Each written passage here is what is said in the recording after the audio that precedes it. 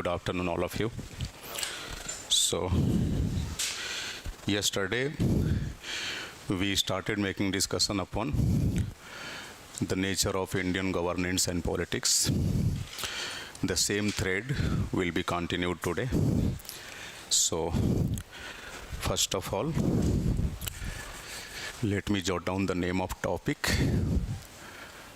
The name of the topic is the nature of Indian governance and politics.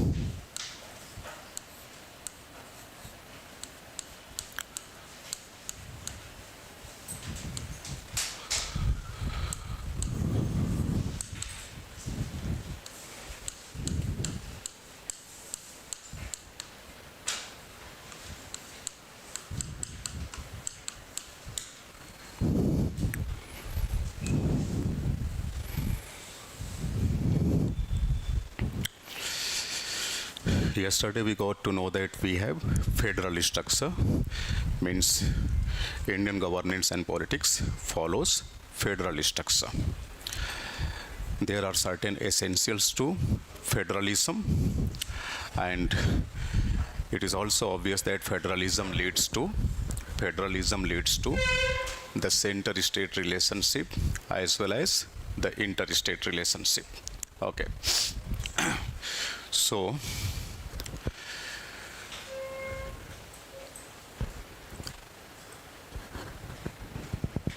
this position, is it okay now? Yes. So, under this topic, the first facet which we are going to discuss is the essentials of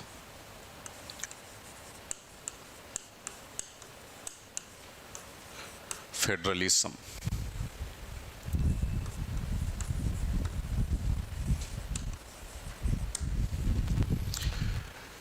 Under second facet, we will discuss the salient features of Indian federal structure.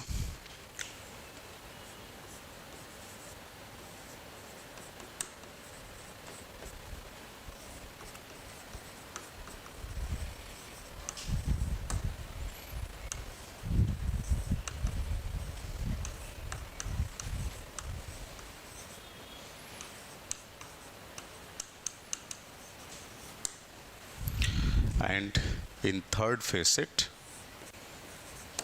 we will be studying about India's center-state relationship as well as the interstate relationship.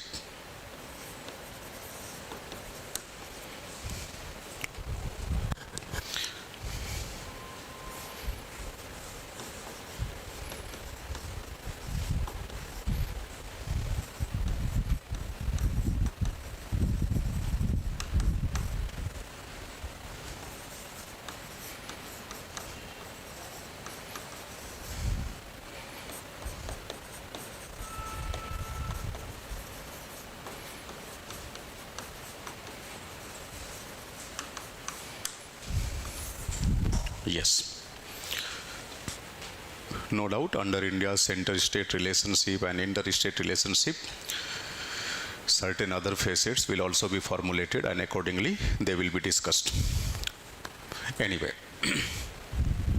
so first of all, let's get started with essentials of federalism.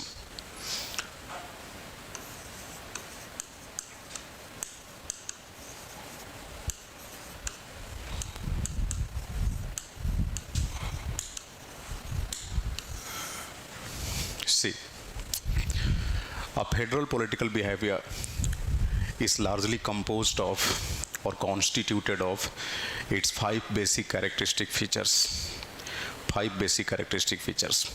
If you look into those five basic characteristic features, you will certainly get to know about one, the division of power; second, the supremacy of the constitution; third one, there should be a written constitutional document; fourth one is the rigidity of constitution; and fifth one, authority of courts.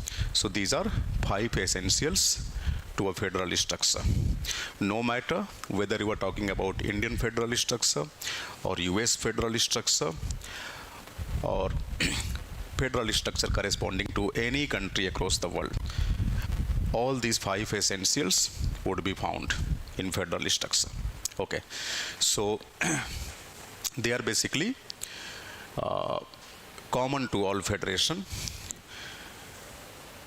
See, you can remember it in a simplified manner by following a pattern D, S, W, R and A. This D stands for division of power. Division of power. S stands for supremacy of constitution.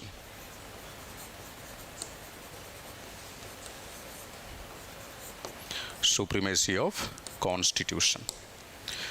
W stands for written constitutional document.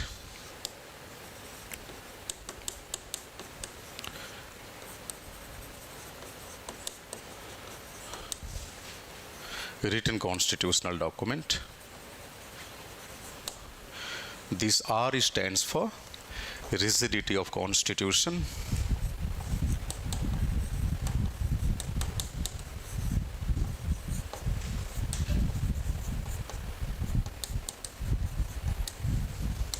And A stands for the concept of authority of courts.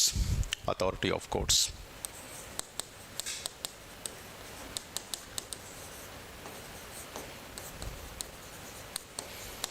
Authority of courts.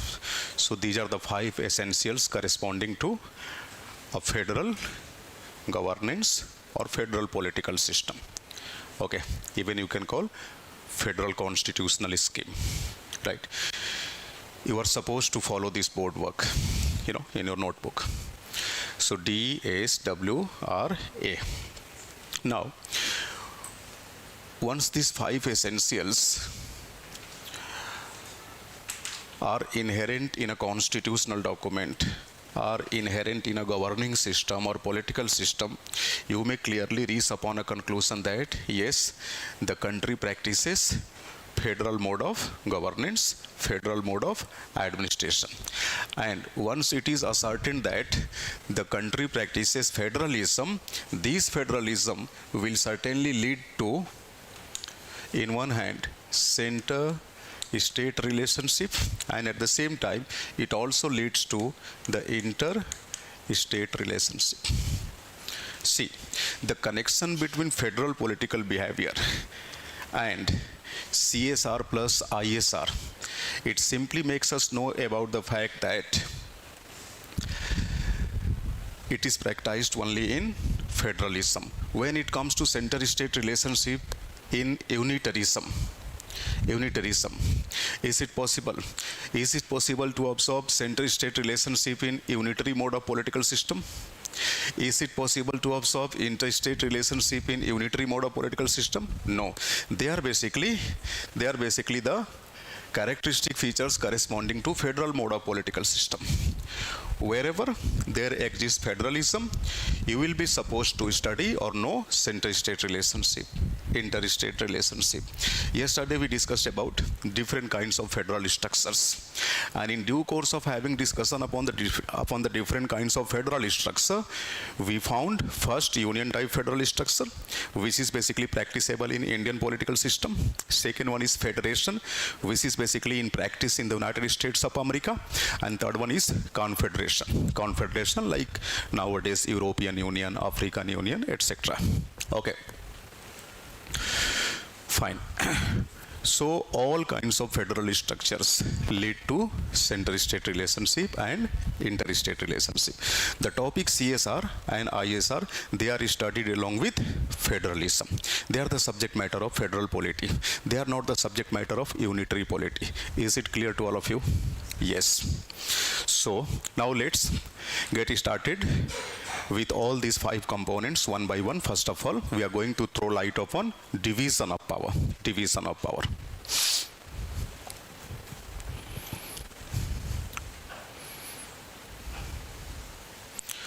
the concept of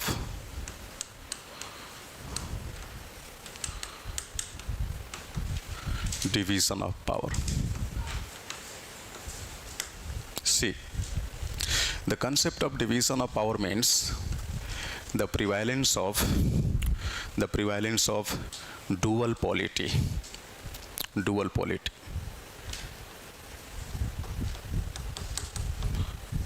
Dual polity. Dual polity means two tiers of political system.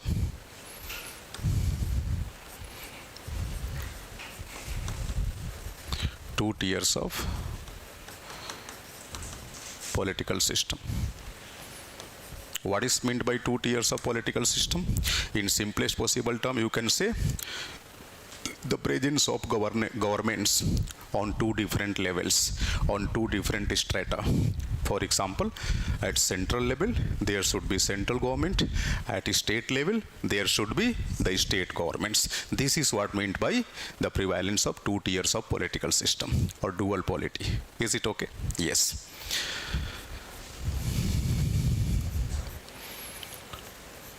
Two sets of governments.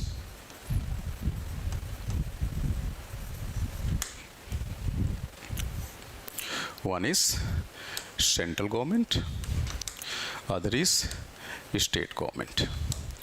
See, the concept of division of power also tells us about the fact that these two tiers of government should be sharing coordinating relationship with each other, not subordinating relationship.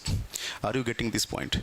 Coordinating relationship means state government should be allowed to enjoy autonomy within the sphere of its activities, and similarly central government should be allowed to enjoy the autonomy within its respective sphere of activities. Okay, and neither of the government is supposed to cause any kind of untoward encroachment upon the domain of others. Means state government should be supposed not to cause encroachment upon the periphery of, upon the circumference of central government. Similarly, central government is supposed to cause no encroachment upon the circumference of state government, and this is how they should be maintaining coordinating relationship. Coordinating relationship. Is it okay? Means independent relationship. Independent relationship. This is what meant by the concept of division of power. So, if in a governing system or in a political system or political domain, you are finding that, yes, the concept of division of power is available, it means it is demonstrating towards the availability of federal mode of political system. So, this is the first and foremost essential of federal governance or federal political system. Why? See, federalism is all about how to absorb decentralizing tendency in governance and administration. How to absorb decentralizing tendency. Don't you think in order to absorb decentralization in governance, you need to ensure the division of power? The power should be divided between two or more entities, at least two entities. Suppose you are having the single sample. In a single sample, can you make any sort of division? No. Suppose you are having the sum of rupees 10,000 and somebody is asking you, please get this sum divided with you. Can you do so? It's a kind of nonsense question. How can you make the division? 5,000 in one hand, remaining 5,000 in other hand? No, it is not a kind of division. If two individuals are there and they are asked to absorb division of rupees, the rupees being the sum of 10,000. So 5,000, 5,000, it may be one of the kinds of division. There may be a possibility that he has been provided with 6,000, you are provided with 4,000, again it's a kind of division. Suppose you are provided with 9,000 and he has been left with the sum of rupees 1,000 only, again it's a division. So these are the three different kinds of division. But the common thing over here is federalism will be always based on the concept of division of power. Division of power is the foremost essential of federalism or federal mode of polity. Okay, fine. So here, the entities which are taking part in division of power, they should be sharing coordinating relationship with each other. Fine. Now, please consider India as a case in point concerning the concept of division of power. Don't you think in India we have central government? In India, we also have state governments. They are located on two different strata, two different tiers. At central level, central government; at state level, state governments. So the governments installed on two different strata, they are going to take part in division of power. Division of power means the powers like legislative powers, administrative powers, financial powers, etc. Okay.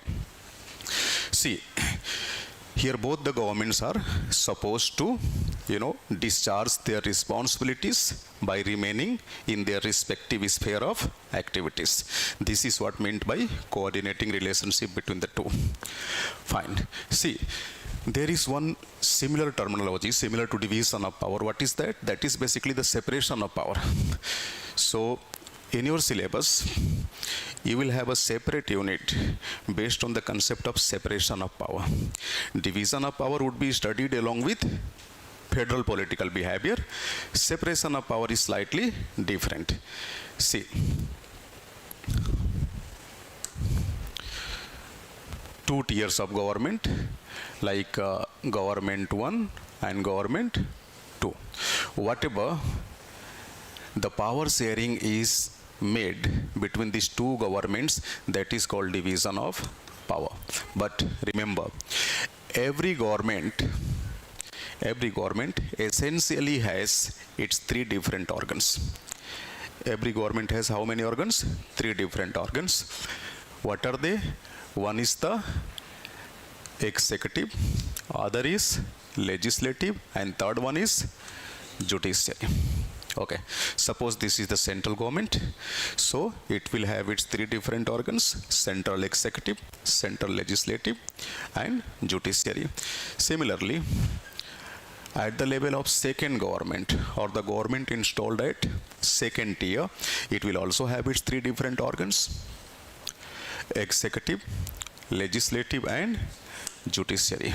See, if the power sharing is observed on the levels of governing organs, that power sharing will lead to the doctrine of separation of power.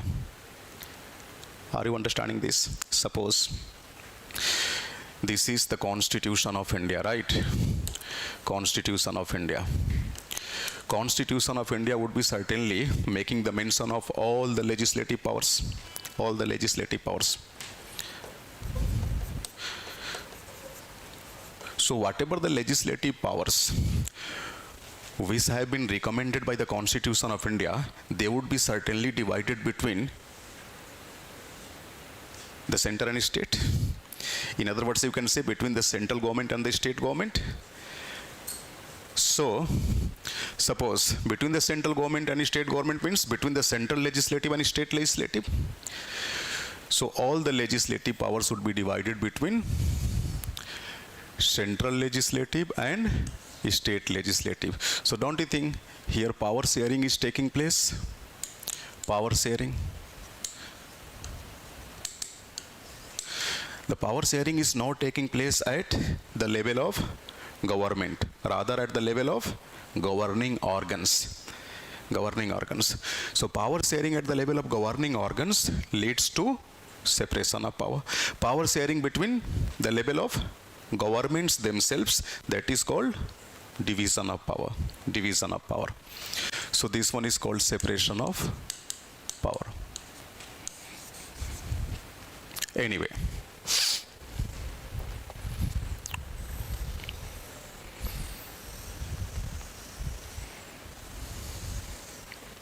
one thing, let me make certain amendment.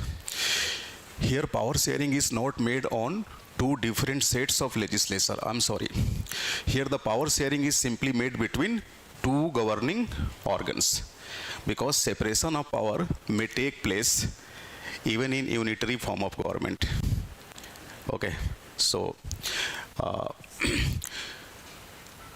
try to understand it in a different manner. See, power sharing between central legislature and state legislature, it is actually not the separation of power, rather it is division of power only, division of power.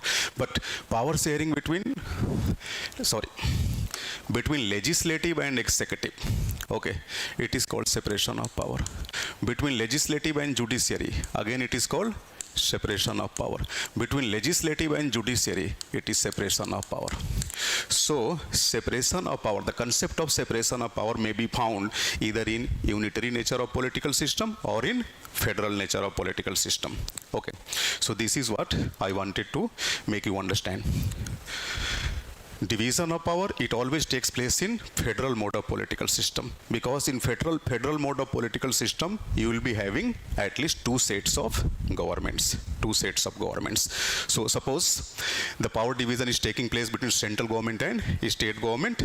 The power division may be related to legislative power division, executive power division, financial power division. So suppose financial power division is taking place. So whatever the financial powers are recommended by a means of the constitution, they shall have to be divided between central government and state government. So let's say, suppose this amount of financial powers are given to central government, this amount of financial power it is given to state government. So this is how the division of financial power takes place.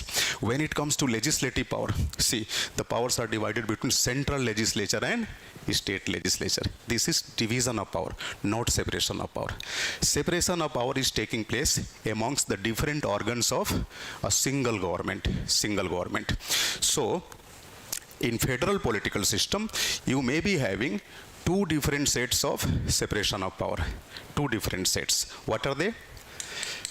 Central government, three organs, legislative, executive and judiciary. So separation of power will be taking place between legislative and executive, between executive and judiciary, between legislative and judiciary. Let's say there is unitary nature of political system. Obviously, there would be one tier of government. More precisely, you can say central government. So here at the level of central government too, you may be observing the concept of separation of power.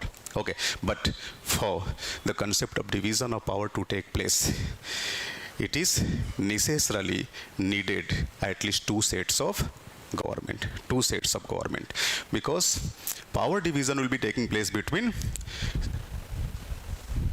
one government and other government, government 1 and government 2. Every government is comprised of its three organs. Okay, legislative, executive, judiciary, legislative, executive, judiciary. So the division of power between central legislature and state legislature, it would be called division of power. Which kind of power? Legislative power. Again, suppose administrative powers are to be divided. Again, it would be divided between two sets of administrative bodies. And how to obtain two sets of administrative bodies? In order to obtain two sets of administrative bodies, you need to have two sets of governments. So now, have you got the difference between separation of power and division of power? Yes. In the United Kingdom, it is followed unitarism. Means there exists the unitary nature of polity. Means there is found the one tier of government, that is called the central government. Can that central government be subjected upon the concept of division of power? No. There exists no concept of division of power. But can you observe the concept of separation of power? Yes, because separation of power is taking place amongst the different governing organs of a particular government. Okay, and division of power, it is taking place between, yes, the governing organs of at least two sets of governments. Okay, central legislature versus state legislature. Central administration versus state administration. Fine. So this is all about the concept of division of power. Let's get it summarized. Up till now, in this particular class, we have simply discussed the concept of division of power. See, the important points which you need to remember concerning the concept of division of power is, first, there should be at least two tiers of governments. Both the governments should be allowed to ensure coordinating relationship with each other. Okay, no government shall be allowed to cause any kind of encroachment upon the domain of other government. Fine. Next. In due course of studying the concept of division of power, we have also take the reference of the concept of separation of power, and we got to know that the concept of separation of power may be available either in unitary nature of polity or in federal nature of polity, but the concept of division of power is always available in federal nature of polity. It does not available in unitary nature of polity. Okay, because division of power takes place at the level of two governments, and separation of power takes place amongst the different organs of a particular government. And what are the different organs of a particular government? Legislative, executive, and judiciary. Legislative organ of a government is vested with the responsibility to make legislations, to make laws, to pass enactments. Okay. Executive organ of the government is vested with the responsibility, to govern the country, to administer the country, to implement the laws enacted by the legislative. And judiciary, its main function is to make justice in the country, to make a decision over what is wrong, what is right, what is appropriate, what is inappropriate, etc. So to ensure justice is the principal responsibility to be discharged or performed by the judicial organ of the government. Okay. So see, Indian federalism is a unique kind of federalism. So when we will be discussing about the salient features of Indian federal structure, we will certainly get to know about the fact that how Indian federalism is called as a distinct kind of federalism. Okay, but before that, we will be discussing all the 5 characteristic features, all the 5 essentials of a federal political system. In this row, we have already discussed the concept of what? Division of power. Now, please move on to the concept of supremacy of constitution. What is meant by supremacy of constitution?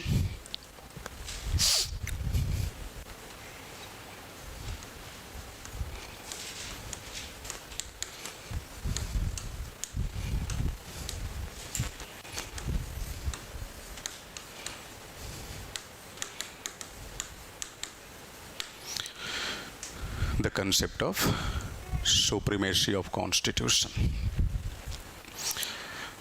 Supremacy of constitution means the constitution should be regarded as the supreme entity in a particular political system, in a particular governing system. Okay, so how one can get to know that yes, the constitution has been treated as the supreme authority, the supreme entity in the country?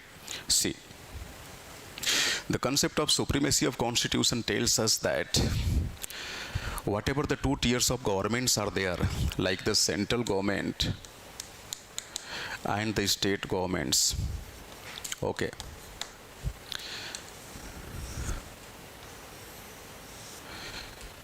they would have to follow the respective provisions of the constitution, or they would have to follow the constitution. Simple. Means the governments installed in a country, they are required to show tight consistency with the provisions enshrined in the constitution of that country. So government should be following the constitution.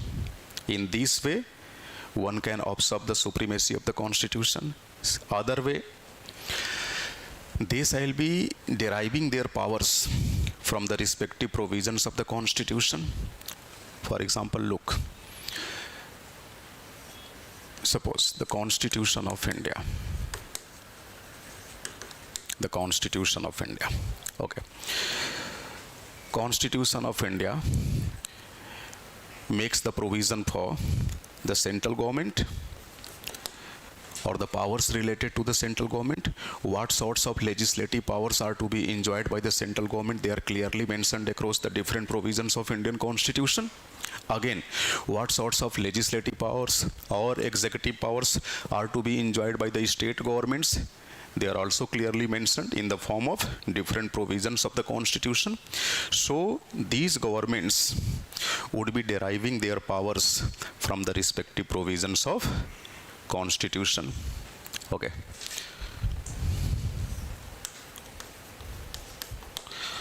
So the source of power for the central government as well as for the state government is undoubtedly the Constitution of India. The Constitution of India. We are basically discussing the concept of supremacy of Constitution in Indian context. In general also, you can consider it like no matter you are talking about the supremacy of Constitution in context of which country, but whenever you will be talking this concept, it is obvious that the governments would be deriving their power from the respective constitution. USA, it's a federal constitution, so the governments at federal level, that is central level, as well as the governments at state level, they would be deriving their power from the constitution of the USA. Okay. Though there exist, slightly different kind of federal constitution comparing to what we have in India. Indian federal structure is having greater amount of differences comparing to the US federal constitution. Okay. Yet there is certain commonness, there is certain commonalities, and that commonalities are the governments would be deriving their powers from the constitution. One more thing, the governments are not allowed to encroach upon the constitution. They should not be violating the constitution. Are you getting this point? They should not be violating the constitution. So by means of these 2 points, you may show the supremacy of constitution. Let me repeat this. First, within the concept of supremacy of constitution, the governments installed at different tiers, they shall be deriving their powers from the constitution. They should have to obey the constitution. They should have to follow the constitution. And this is how constitution ensures its supremacy. Now the question is, how one can get to know about the supremacy of constitution in Indian context? In the context of Indian constitution. See, there are so many examples via means of that one can easily observe the supremacy of Indian constitution. For example, look,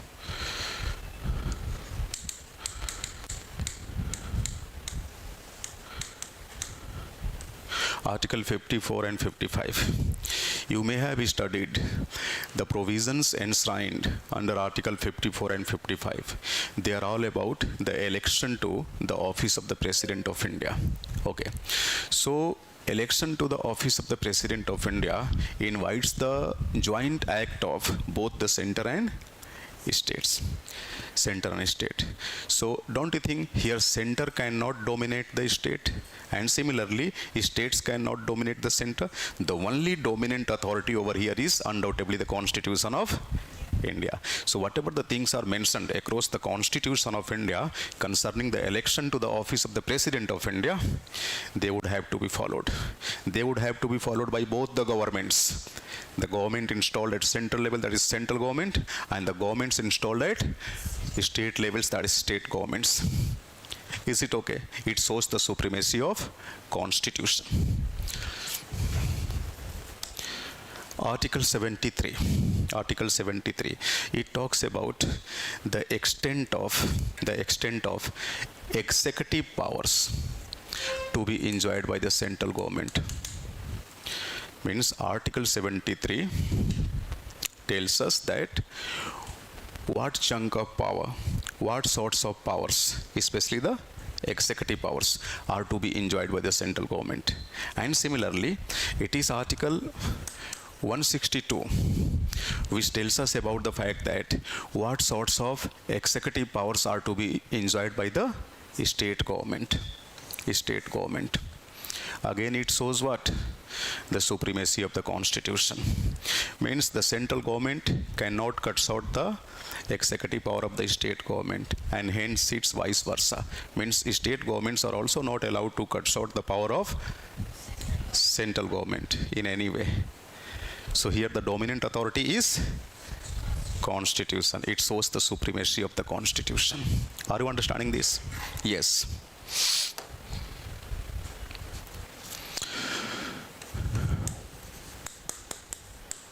Part 5. Chapter 4, Article 124 to 147. It makes the provision for the existence of the Supreme Court of India. The Supreme Court as the apex judiciary in India.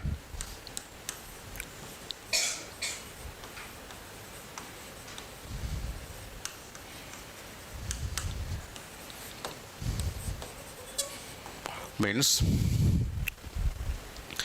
such constitutional provisions are all about the apex Indian judiciary, that is the Supreme Court. Here you will be studying about, the existence of Supreme Court, the powers of Supreme Court, the responsibilities of Supreme Court, means everything related to the Supreme Court of India would be found across Articles 124 to 147. They are lying in Chapter 4 of which part of Indian Constitution? Part 5. Again, it shows the supremacy of the Constitution. It shows the supremacy of Constitution. One more thing. Part 6.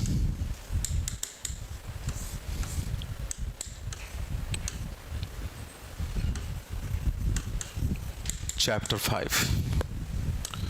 Article 214 to 231.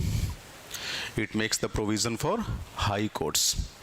Means no states can be deprived of enjoying the jurisdiction of a high court. All the states are entitled to enjoy the jurisdiction of high court.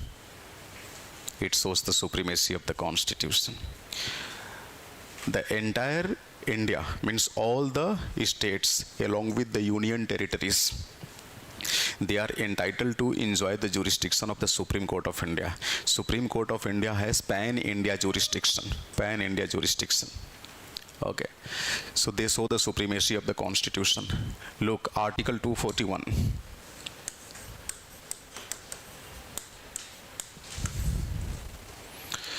Even no union territories can be deprived of enjoying the jurisdiction of high courts. Means every Indian territory, every union territory in India, UTs, they are entitled to enjoy the jurisdiction of high courts. It shows the supremacy of Indian Constitution. So whenever any amendment would have to be caused across this provision, the joint action of center and states, both would be needed. Center cannot cause any kind of alteration alone, and similarly states can also not cause any kind of alteration along with this provision. So to cause any kind of changes, any kind of alterations, the joint act of center and states would be needed. So it simply shows the supremacy of Constitution.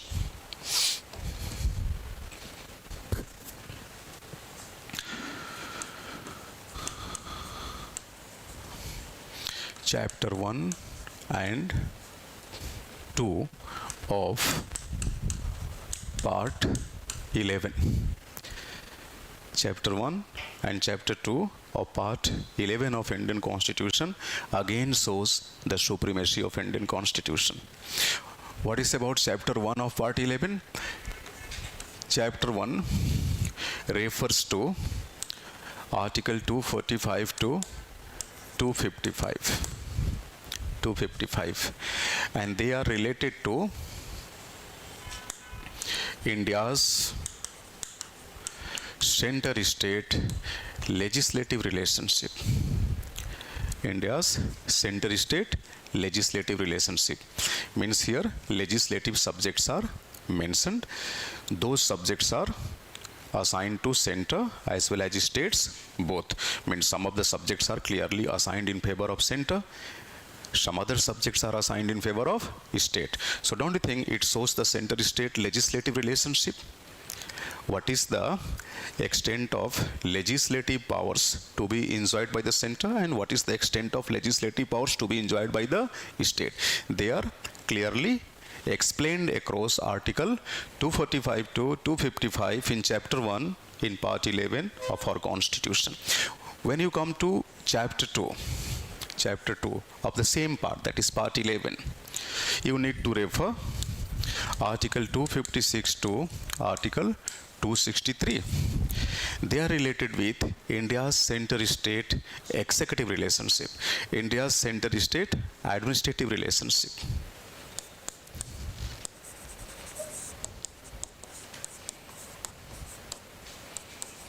India's center-state administrative relationship. When it comes to Part 12, under Part 12, you need to refer Article 268 to 293. These constitutional provisions, these articles are related with India's center-state financial relationship. Center-state financial relationship. Are you understanding this? So, all the provisions of Indian Constitution which directly take part in division of power between center and states, they are necessarily showing the supremacy of the Constitution. They would be showing the supremacy of Constitution at anyhow. Other provisions of Indian Constitution may show the supremacy, may not show the supremacy. But those which are taking part in division of power, they would be essentially showing the supremacy of Constitution. So don't you think they are the supreme provisions? Supreme provisions. If someone asks you whether such constitutional provisions may be subjected upon amendment, yes or no? Yes, of course. Yes. But that amendment won't be going to be the easy amendment. That amendment would be inviting the joint action of both center and state. And then only they can be amended. Are you understanding this? Yes. See, representation of states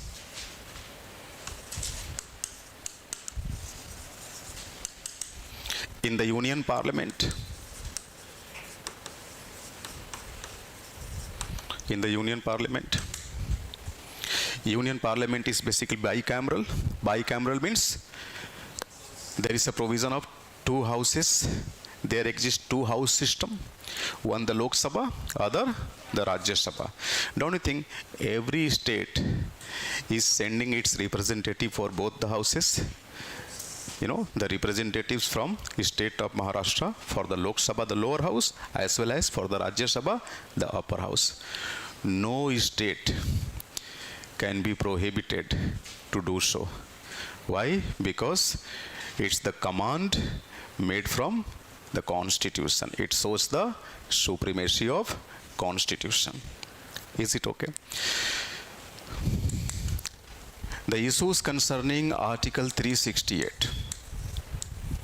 Article 368. Article 368 confers the power on the Parliament to amend the Constitution, and at the same time it also makes us know about how to cause amendments, how a constitutional amendment bill gets passed in the Parliament, what sorts of roles are to be played by state legislature in due course of causing amendment under Article 368. All such things are given. Again, it shows the supremacy of Constitution. So hopefully you would have understood what is the second essential to a federal structure: supremacy of Constitution. Third essential, written Constitution.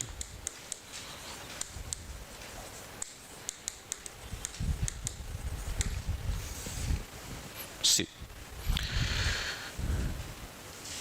as per the basis of the pattern of documentation, there is found two different types of constitutional schemes. One is the written constitutional scheme and the other is the unwritten constitutional scheme. Written constitution and unwritten constitution, both are in documented format. Means the provisions of unwritten constitution, even they are verbally represented. Do you know the meaning of verbal representation? Means given in writing. Verbal representation is different from oral representation. Whatever I am saying to you, that is basically the oral representation, and whatever the board work I am doing over here, that is called the verbal representation. This one is verbal representation. Okay, and my speech is oral representation. Okay, so written constitutional document as well as unwritten constitutional document, both are verbally represented. Yet there is found a great amount of differences between these two documents. Look, a written constitutional document is basically the result of well-to-do planning of a particular institution. Means a written constitution, for its formulation, it needs an institutional organization, it needs an institutional setup. See, such setup in common parlance is known to be the Constituent Assembly. So the written constitution, to get prepared, always needs what? An institutional arrangement, and that institutional arrangement is nothing but the Constituent Assembly. So written constitutional scheme is the result of the conscious decisions taken by this particular institution named Constituent Assembly. Okay. One more thing. In a written constitutional document, all the constitutional provisions are mentioned in a planned manner, like how many parts would be there in the given constitution, what should be the different provisions across the different parts. Different provisions means different sections, subsections. In the words of constitutional law, different articles, sub-articles, clauses, sub-clauses, schedules, etc.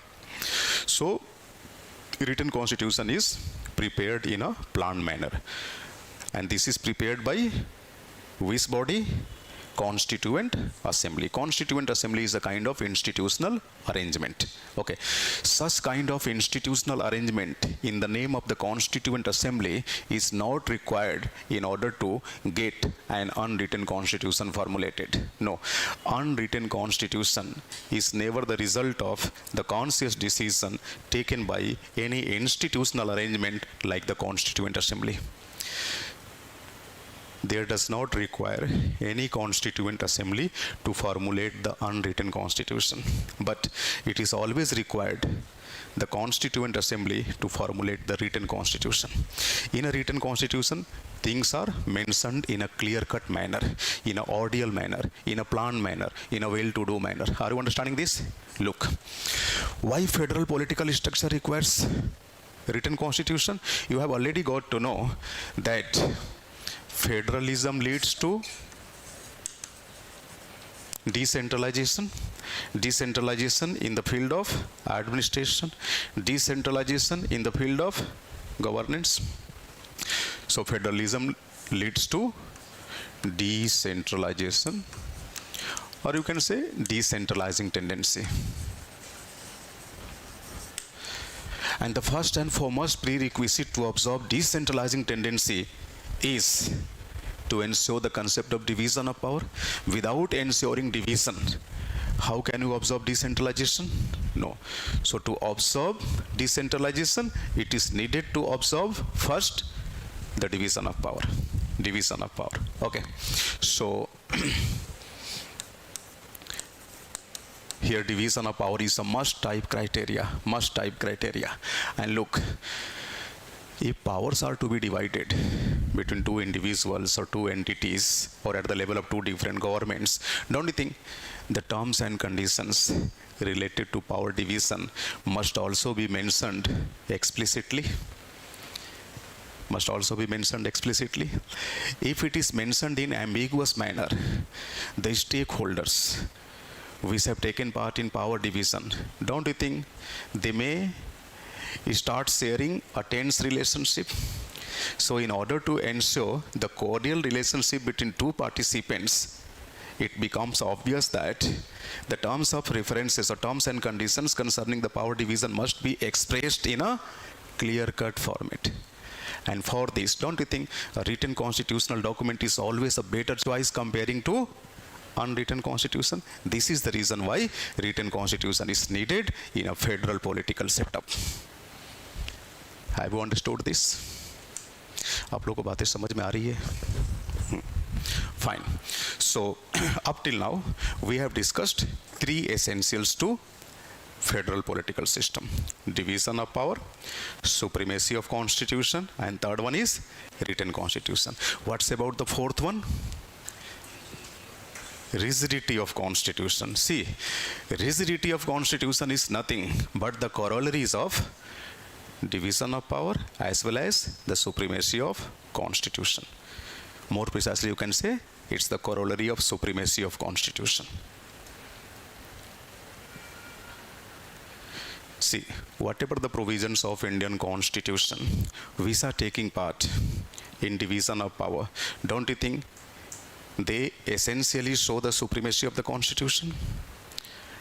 And how to analyze that? Yes, they are the supreme provisions. We simply analyze it by having a look onto the mode of amendment. The mode of amendment. If you find that the mode of amendment of a particular provision is very complex one, it means that provision is rigid provision. And if a particular provision is easily amended, it means that is flexible provision. See, rigidity of a constitution is not meant by unamendability of the constitution. No. A constitution can never be allowed to remain unamended. Why? Because unamendability of a constitution leads to static behavior of constitution. Constitution can never be allowed to remain static. It is always expected that constitution shall be remaining dynamic, so that with change in circumstances in a particular country, the required amendments may be caused across the constitution. And it can be made possible only when the constitution would be allowing the concept of amendment. If you have made a static constitution, that constitution won't be treated as constitution actually. A constitution can never be allowed to remain static. It is always allowed to remain dynamic. And the dynamic behavior of constitution is the subject matter of constitutional amendments. So no matter whether you are talking about the rigid provision or the flexible provision, both can be amended. The only difference between the two is, in due course of amending a rigid provision, a lot of complexities are invited. Means they cannot be amended easily. They can be amended, but cannot be amended easily. What's about the flexible provisions? They can be amended easily, in an easy possible manner. Okay. So when it comes to rigidity of constitution, it means that if some or all the provisions of a constitution invites the degree of complexities in due course of amendments, they are called rigidity of the constitution. See, rigidity does not mean that the entire constitutional provisions are rigid. Suppose a constitution has a total of 150 provisions. Out of those 150 provisions, let's say, if only 5 provisions are rigid, remaining 145 are flexible. In that situation too, the constitution is prepared to be termed as a federal constitution. So, the constitution in terms of rigidity, in order to become a federal constitution, does not require the fact that entire provisions should be rigid or entire provisions are needed to be rigid. No. Even a few provisions are rigid. That constitution would be ready to be termed as federal constitution. Okay. So the constitution may be completely rigid. It means all the provisions are rigid. A constitution may be partially rigid. Means some of the provisions are rigid, others are flexible. A constitution may be totally flexible. Means not even a single rigid provision is found in that constitution. It means the constitution is totally flexible. Okay. So see, all those constitutional provisions which take part in division of power, they lead to supremacy of constitution. And remember, all those provisions which are taking part in division of power, they are necessarily the rigid provisions.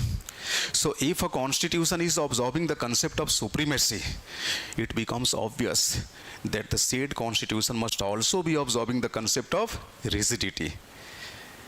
If you say that yes, here is the given constitution, and this constitution shows the supremacy.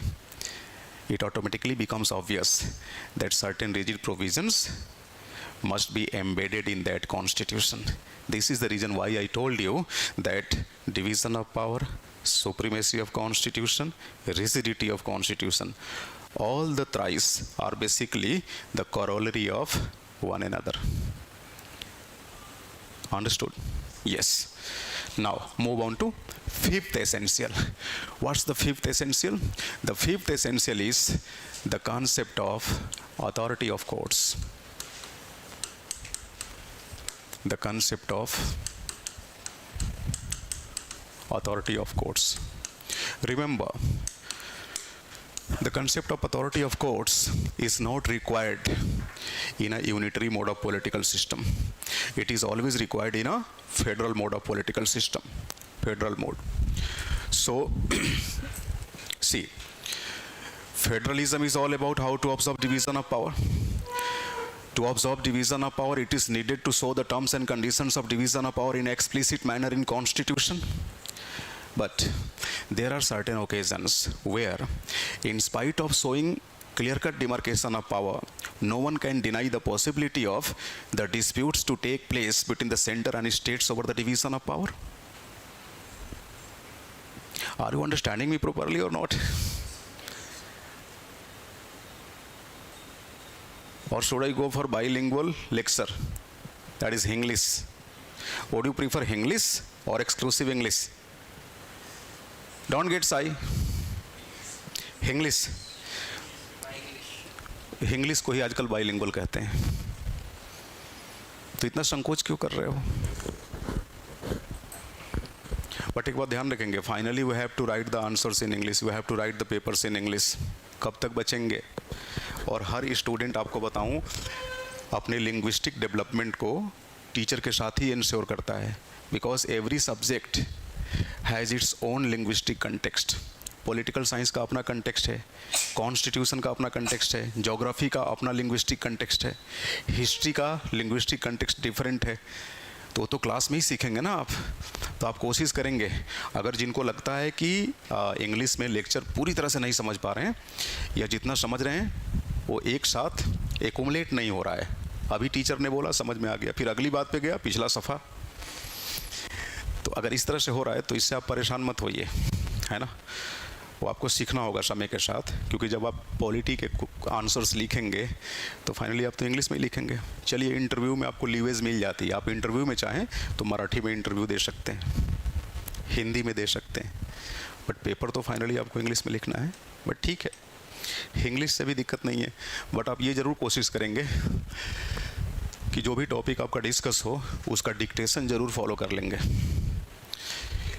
चलो, कम से कम class में पूरा lecture English में नहीं सुन रहे हो, तो उस लेक्चर का जो नोट्स है वो तो आपके पास प्रॉपर उस लैंग्वेज में होना चाहिए, ताकि जब नोटबुक रिवाइज करें तो कम से कम उस सब्जेक्ट के लिंग्विस्टिक डेवलपमेंट में कोई डेडलॉक क्रिएट ना हो, कोई गतिरोध उत्पन्न ना हो. ये आपको सुनिश्चित करना होगा, है ना. क्योंकि मैं देखा 2-3 बच्चे एकदम पक रहे थे, फिर वो निकल के भाग लिए. अब उन्हें लग रहा होगा कि मुझे तो टॉर्चर किया जा रहा है, बट ऐसे टॉर्चर नहीं होना है. आप सब भविष्य के ब्यूरोक्रेट्स हैं, तो इतना तो करेज होना चाहिए कि अगर चीज़ें समझ में नहीं आ रही है तो अपनी बातें हम रख सकें. अब ये मुझे ही स्टेप लेना पड़ता है आपको रीड करके, है ना. हालांकि 3 जुलाई से जो आपका बैच शुरू होगा वो इंग्लिश हिंदी दोनों में चलेगा, मतलब इंग्लिश में बाइलिंगुअल, कहीं आपको दिक्कत नहीं आएगी. शुरुआती दौर में आप इंग्लिश में पढ़ेंगे, धीरे धीरे प्रॉपर इंग्लिश में भी पढ़ाया जाएगा, तो आपको दिक्कत नहीं आएगी. तो मतलब आपका पूरा ख्याल रखा जाएगा. देखो, आपको बताऊं ईमानदारी से, आपका सिलेबस इतना लेंदी है कि अगर टॉपिक टू टॉपिक बात नहीं की जाए तो फिलहाल आप जब जाएंगे कोचिंग पूरी करके तो आपको लगेगा कि हमें तो सब कुछ पढ़ा दिया गया है, लेकिन टॉपिक टू टॉपिक बात ना करें तो 60% भी सिलेबस का हिस्सा कंप्लीट करना मुश्किल हो जाएगा. और यूपीएससी जो क्वेश्चंस पूछती है वो 100% सिलेबस से पूछती है. आप देखिए polity and governance along with social justice, how many units are there? 16 units.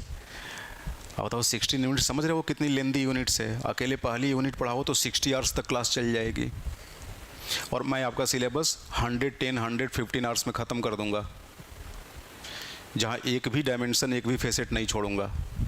तो आप समझ सकते हैं कि हमारे बीच बकवासबाजी का वक्त ही नहीं मिलेगा। बकवासबाजी हम लोग बाहर कर लेंगे, क्लास के बाहर। बकवासबाजी समझ रहे हो?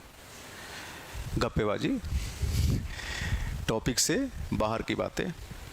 तो ये ध्यान रखना, मेरी क्लास तो ऐसे ही चलेगी, बिल्कुल to the point. First facet, second facet, third facet, explanation, then it would be followed by dictation, फिर उसके बाद भले डाउट क्लियरिंग सेशन, ये सब, बट टॉपिक पे ही बात होगी।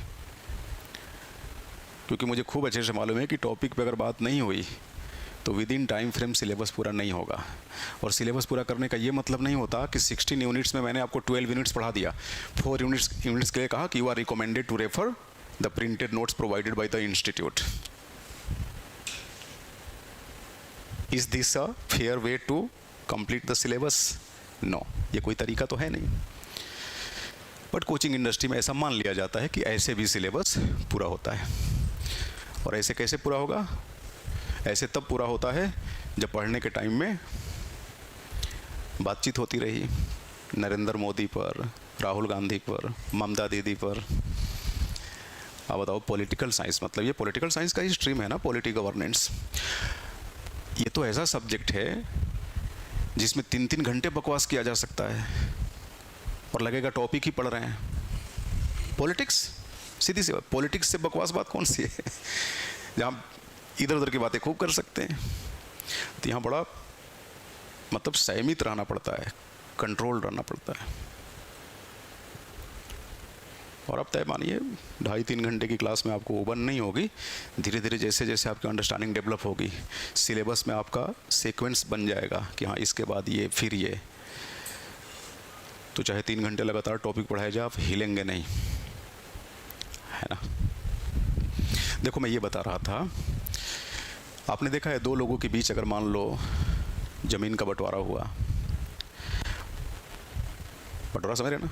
हाँ, कोर्ट में 116 लगा दिया, पार्टीशन, बंटवारा हो गया।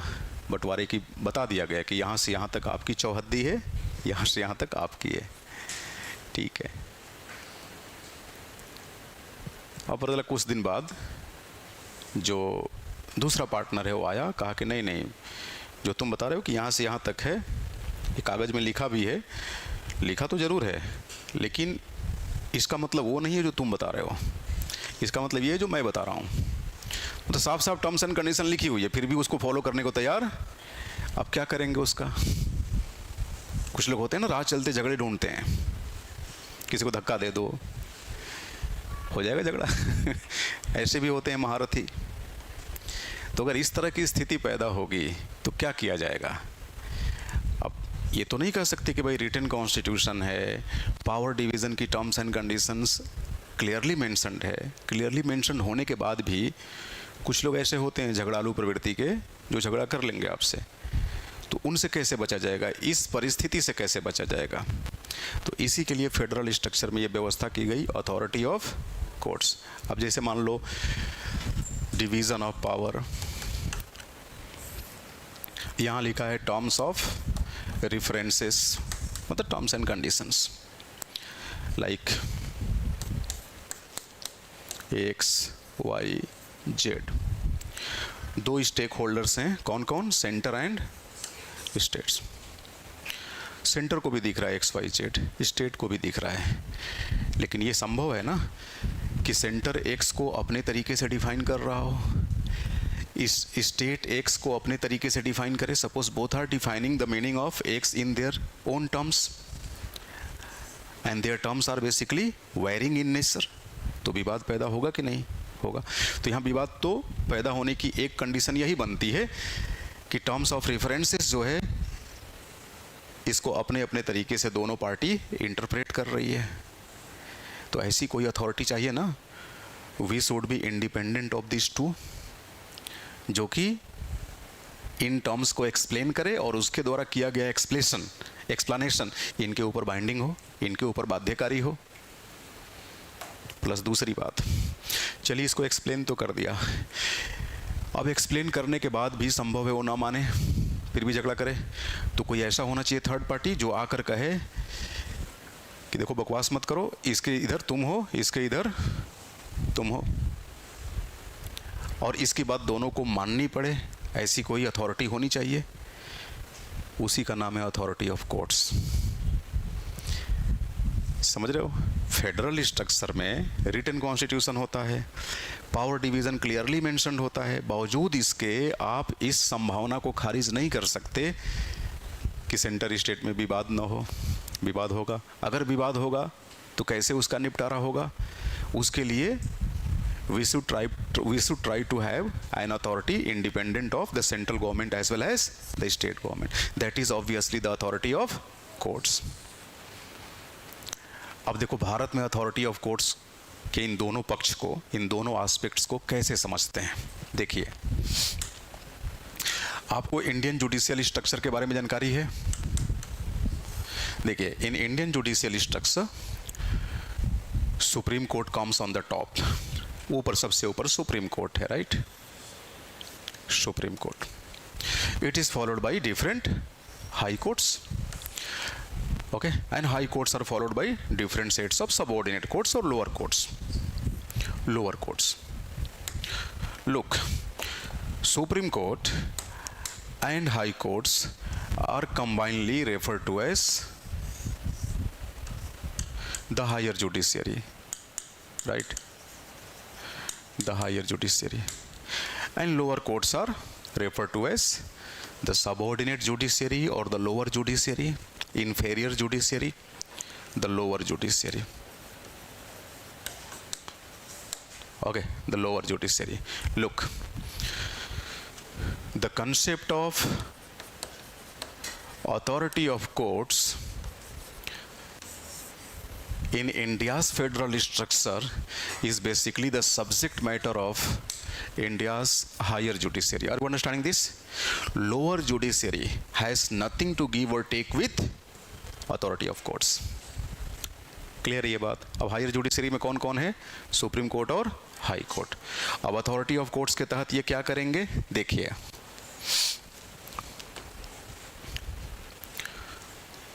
Supreme court and high courts. देखो, supreme court,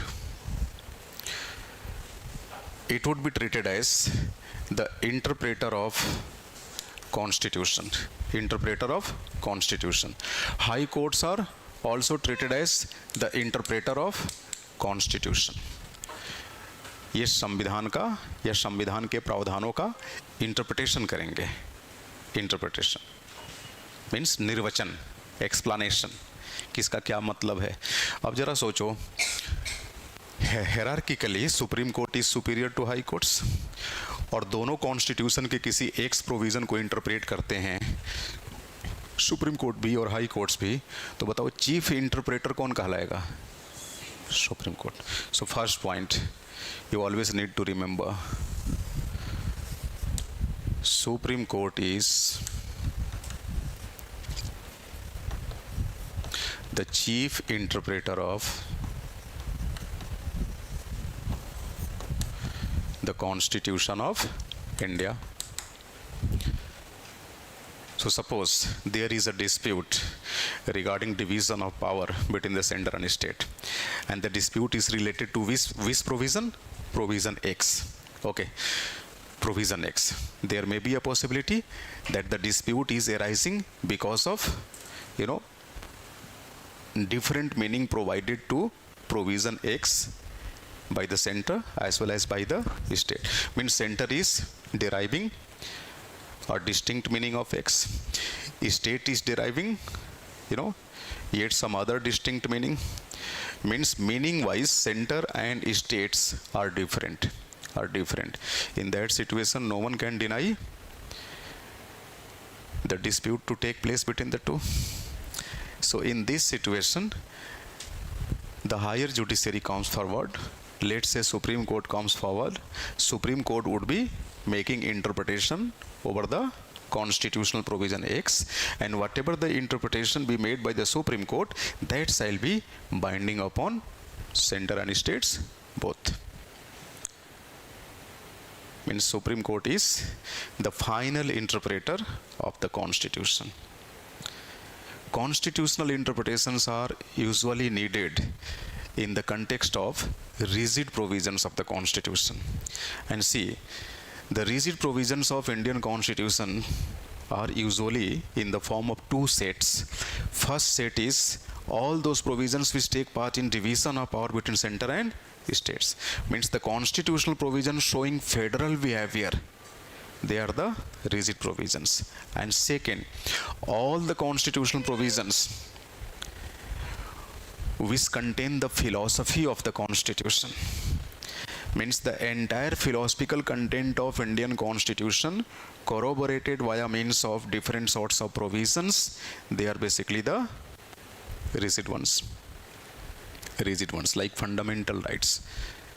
The provisions concerning Part 3 of Indian Constitution in the name of fundamental rights, they are the rigid ones. But remember, the provisions concerning Part 3, that is fundamental rights, they are not going to take part in division of power between center and states.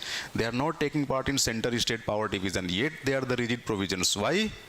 Because they contain the philosophy of the Constitution. Understood? Philosophy. Anyway, तो इन्हीं के interpretation की अक्सर ज़रूरत पड़ती है जो philosophical content रखे हुए हैं या जो पावर डिवीज़न में भाग ले रहे हैं. ठीक है, अब मान लो सुप्रीम कोर्ट को हमने क्या मान लिया, it's the final interpreter of the constitution of India. Means what ever the interpretation be made by the Supreme Court across a distinct provision of the Constitution, that interpretation shall be taken as the final interpretation, and it would be binding upon all the parties concerned, be it the central government, be it the state government or something else. It is binding upon all. यानी सर्वोच्च न्यायालय संविधान का अंतिम निर्वचन करता है और इसका निर्वचन, इसका विश्लेषण अंतिम होगा, बाध्यकारी होगा, फाइनल होगा, बाइंडिंग होगा. समझ रहे हैं मेरी बात? हाँ, अब ये नहीं कि सुप्रीम कोर्ट ने बोल दिया तो सेंट्रल गवर्नमेंट कहेगी नहीं नहीं आप वाई बोल रहे हैं, वास्तव में जेड होना चाहिए. नहीं, सुप्रीम कोर्ट ने बोल दिया, दैट इज फाइनल. ठीक. So it's the first concept of authority of courts.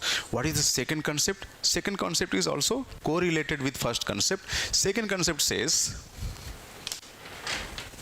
that Supreme Court is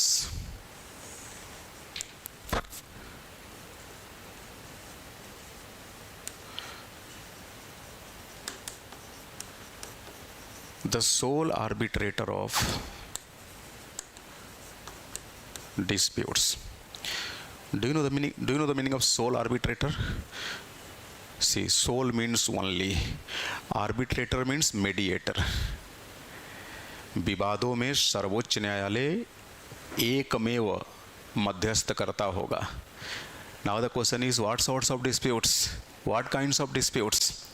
Look, the disputes related to center and state, the dispute related to state and state, the dispute related to center plus one or more state in one hand and some other state on other hand. So in such kind of disputes, listen me again, in such kind of disputes, that is center state dispute as well as interstate dispute, Supreme Court shall be treated as the sole arbitrator, the sole mediator. So all these two correlated facts constitute the authority of courts in India. So in order to understand the authority of courts in India, you need to refer two related concepts. First concept is the Supreme Court shall be treated as the final interpreter of Constitution. Second, the Supreme Court shall be treated as the sole arbitrator of disputes. Disputes related to center-state relationship vis-a-vis interstate relationship. केंद्र राज्य संबंध व अंतर्राज्यीय संबंधों के मद्देनजर अगर कोई विवादास्पद स्थिति उत्पन्न होती है तो उन विवादों का एकमेव मध्यस्थकर्ता भारत का सर्वोच्च न्यायालय होगा। क्लियर है ये बात? This is called authority of courts.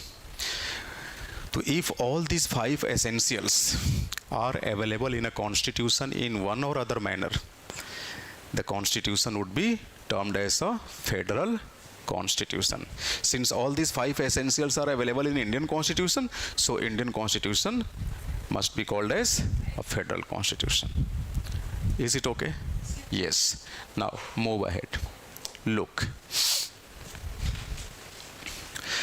Indian constitution is a federal constitution. It leads to federal mode of governance.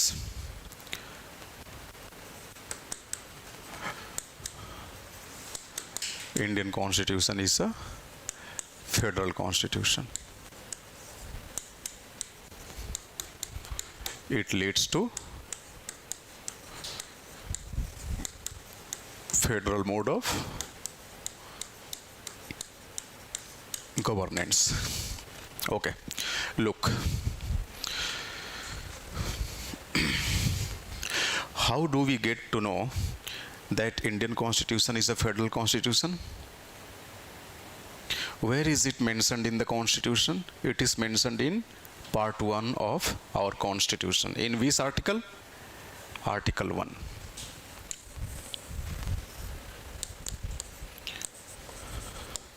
Article 1 in part 1 of our constitution tells us that India, that is Bharat, shall be a union of states.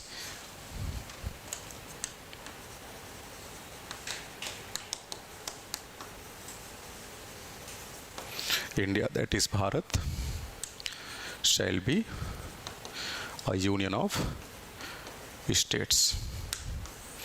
So the term union of states connotes the kind of federalism found in India. So India has which kind of federal structure? Which type of federal structure? Union type federal structure. Okay, so what are the chief characteristic features of union type federal structure found in India? This particular facet has already been discussed yesterday. Can you please tell me what are the main characteristics of union type federal structure found in India?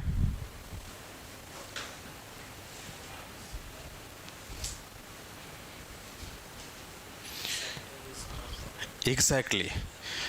In India's union type federal structure, center has been made more powerful, states have been made less powerful.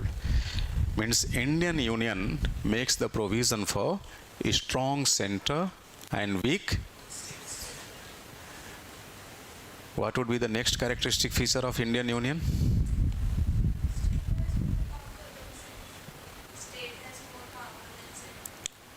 No.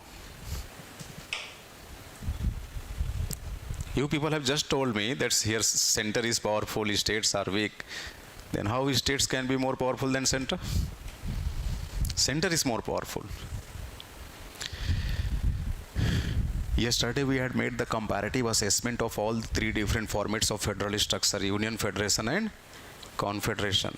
And we got to know that federation and confederation, they are the result of some sort of legal agreement that takes place amongst the units of federation, amongst the units of confederation. But in case of union, no such legal agreement takes place. Means Indian Union is not a result of any legal agreement that takes place, amongst the states. Rather, states are the result of the initiative taken by the central authority. For which purpose? For the purpose of observing convenience in governing domain, in administrative domain. So in order to observe convenience in governance, convenience in administration, the center has taken the initiative to formulate the states.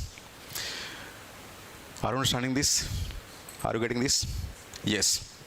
So, to ensure proper administration, to ensure proper governance, state must also be allocated certain chunk of power, certain kinds of powers.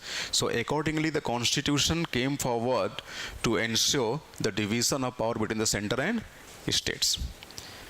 See, it was not the, actual motive of the constitution of India to observe power sharing between center and state. ये जो power sharing हुई, ये एक तरह की मजबूरी थी. क्या मजबूरी थी भाई? स्टेट्स को एडमिनिस्ट्रेशन में सहभागी बनाना है, गवर्नेंस में भागीदार बनाना है, तो कुछ शक्तियां तो देनी पड़ेगी. कल हमने पढ़ा था ना, जो हमारे कॉन्स्टिट्यूशन मेकर्स हैं उनमें ज़्यादातर लोगों का ये मानना था कि इंडिया के अंदर सेंट्रलाइजिंग अथॉरिटी सही रहेगी. Decentralising authority they may lead to disintegration of the country. विघटन हो जाएगा देश का, तो इसके लिए सेंट्रलाइजिंग अथॉरिटी होनी चाहिए. लेकिन प्रॉब्लम क्या आई? सेंट्रलाइजिंग अथॉरिटी तब रखते ना जब इंडिया मल्टी कल्चरल स्टेट नहीं होता, डाइवर्सिफाइड स्टेट नहीं होता, इतनी भारी भरकम जनसंख्या और क्षेत्रफल वाला देश नहीं होता. तो फिर क्या प्लान किया गया?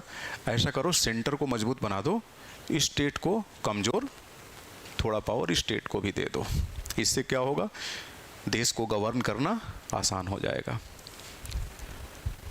तो पावर डिवीज़न तो हुआ, फेडरल स्ट्रक्चर को अपनाया गया. लेकिन don't you think Indian federal structure which is known by the name of union, it is basically prejudiced और बायस्ड टुवर्ड्स द सेंटर. कहा जाता है Indian federal structure shows unitary biasness towards the center. It is biased towards the center. It is prejudiced towards the center. और यही जो इसकी विशेष संरचना है, ये दूसरे फेडरल स्ट्रक्चर से जो वर्ल्ड वाइड लेवल पे पाए जाते हैं उनसे इसको अलग बना देता है. अब देखो, अब हम लोग सेकेंड फेसेट पे मूव करने वाले हैं. What is the second facet?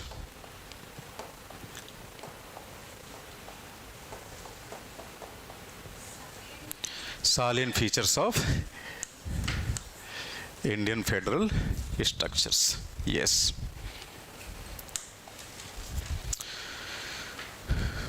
See, salient features means peculiar features, specific features.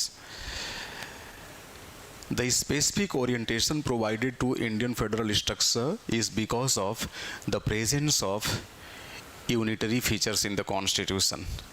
So Indian constitution contains federal features as well as the unitary features. And remember, unitary features and federal features are indifferent of each other. Are you understanding this? Indifferent. Indifferent means they are indispensable. They cannot be clearly dispensed of. They cannot be clearly separated. So federalism in India is usually dominated by unitarism, and this is how a unique blend of unitarism and federalism is seen in practical domain of governance. So when it comes to governance, you can easily realize the sense of unitarism as well as federalism both. Of course, theoretically we have federalism because Article 1 clearly tells us about the availability of federal mode of political system. But in practice, we have unitarism and federalism both. Look, unitarism are essential parts of federalism in India. So in absence of unitary provisions of Indian constitution, you cannot make the Indian federal structure specific in nature. Remember, Indian federal structure is a unique type federal structure. Such type of federal structures are found nowhere across the world. It is found only in India. That's why sometimes we provide the name to our federalism as Indian federalism. Union is Indian federalism. The most appropriate name which can be provided to the kind of federalism found in India is Indian federalism. And such type of federalism is found nowhere in the world. Nowhere. So how Indian federalism becomes so distinct? It becomes so distinct because of the simple reason, and the simple reason is this federalism has been erected on the foundation of unitarism. In absence of unitary features, Indian federalism will be collapsed. So, unitary provisions are indispensable of the federal provisions. Unitary provisions are integral part of Indian federalism. In absence of unitary provision, Indian federalism will lose its relevance, will lose its peculiarity. Okay. And what are the reasons behind this? What was the reason behind making Indian federal structure such a distinct kind of federal structure? We have already discussed the reasons. We have already explained the reasons behind this. What are they? Yes, the constitution makers were not intending, to have a kind of federal structure which is available in USA and all. They were not intended to ensure, proper separation of power, division of power between center and state. They were not in favor of power division. But they have also got to know that without providing certain powers to states, the state may be unable to discharge their administrative and governing responsibilities. That's why they must be provided certain powers. But it does not mean that they would be provided equal power to that of the center. It was very much clear in the minds of the makers of the constitution that we should go for very strong center and weak state. Why to go for very strong center? So that the center may control the states. The center may control the state. Why it was expected that the center would be controlling the states? In order to consolidate the unity and integrity of the country. Why it was needed to consolidate the unity and integrity of the country? Because they were very much known about the fact that India is a highly diversified state. It's a highly populous state. It's geographically so vast. So there would always be the possibility of secessionist tendency to crop up and disintegration to take place. So to get rid of all such secessionist tendencies, center must be made more and more powerful. And accordingly, the Constitution of India, in due course of ensuring power division, provided greater chunk of power in favor of center, less power in favor of state. And this is how the Constitution of India acquired so many unitary tendencies, and thereby the unitarism becomes essential character of Indian federalism. See, if you look into the opinion of Honorable Supreme Court of India, the Supreme Court says, let's say, the Constitution of India is a human body. You are a human being. Just resemble yourself with the Constitution of India. Constitution of India is a human body. A human body is essentially comprised of the soul as well as the different body organs. The soul and the body organs. When the soul will be compared with the remaining body organs, don't you think the greater importance would have to be given in favor of soul? Soul is slightly more important comparing to the body organs. In absence of cell, the people may go to heavenly abode. But suppose the soul is present and certain body organs are chopped off, still you remain alive. So don't you think soul is more important? Soul is more important. The Supreme Court of India has opined that all the unitary provisions in the Constitution of India should have to be treated as the soul of Indian Constitution. So unitarism is the soul of the Constitution. Federalism corresponds to the different body organs of the Constitution of India. No doubt, we have federal mode of political system. Yet, unitarism is dominant upon the federalism. and these phenomena makes the Indian federal structure a unique kind of federal structure. The Supreme Court says that the Constitution of India has been made to function according to the demands of the circumstances. It has been made to function according to the needs of the situations. If the needs arises, it may acquire the design of federal constitution. If the need arises, it may acquire the design of unitary constitution. So it would be better to refer the Constitution of India as a amphibious constitution. Do you know the meaning of amphibious? There are certain amphibious animals which may equally alive on the terrestrial land as well as in water, land and water. This is called amphibious. So Indian Constitution has been made as amphibious entity. It can behave like unitary constitution. It can also behave like federal constitution as per the basis of the need of the circumstances. And finally, the Supreme Court also says it's a federation sui generis, that is federation of its own kind. Such kind of federal structure is found nowhere in the world. It is found only in our lovely India. ये केवल हमारे प्यारे भारत में पाया जाता है और कहीं नहीं पाया जाता. तो अगर कोई कहे कि इंडियन फेडरलिज्म को क्या नाम दें, तो आप बोल देंगे कि इसका यही नाम है, इंडियन फेडरलिज्म. कॉन्स्टिट्यूशन में क्या लिखा है? Union, Indian union. क्लियर है ये बात?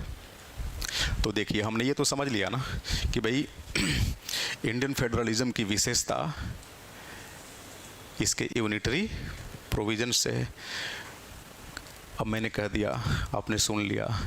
आप क्यों मान लेंगे इस बात को? आप कहेंगे ना, कैसे पता चलेगा कि यूनिटरिज्म ही फेडरलिज्म की विशेषता है? तो देखो,